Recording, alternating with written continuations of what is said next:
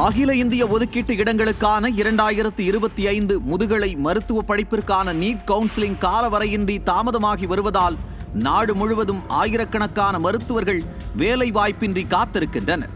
இதன் விளைவாக அரசு மருத்துவக் கல்லூரிகள் மற்றும் மருத்துவமனைகள் பணியாளர் பற்றாக்குறையை எதிர்கொண்டு வருகின்றன.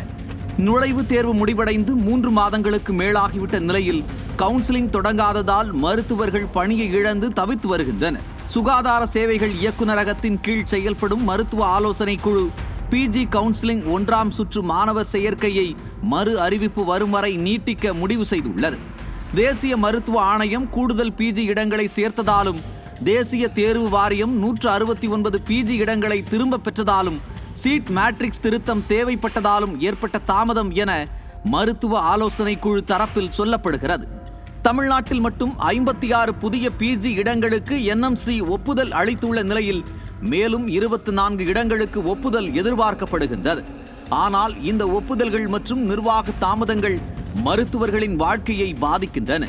1 வருடம் முழுவதும் இடங்களை சேர்க்க அனுமதி வழங்க அவகாசம் இருந்தும் கடைசி நேரத்தில் மாற்றங்கள் செய்வது ஏன் என மருத்துவர்கள் கேள்வி எழுப்புகின்றனர். பலர் வேலையை விட்டுவிட்டு பிஜி தேர்வுக்கு தயாராகி தற்போது கவுன்சிலிங் தாமதத்தால் வேலை வாய்ப்பின்றி உள்ளனர். மேலும் அரசு மருத்துவமனைகளில் பிஜி மாணவர்கள் முக்கிய பணியாளர்களாக செயல்படுகின்றனர். அவர்கள் சிறப்பு பிரிவுகளில் முக்கிய பங்காற்றி வருகின்றனர். காலதாமதத்தால் மருத்துவ சேவையில் நேரடி பாதிப்பை ஏற்படுத்துகிறது என்பது மருத்துவர்கள் சங்கத்தின் குற்றச்சாட்டாக உள்ளது. கவுன்சிலிங் முறைகளில் கடைசி நேர மாற்றங்களை தவிர்க்க வேண்டும் என்பதே மருத்துவர்களின் கோரிக்கையாக உள்ளது.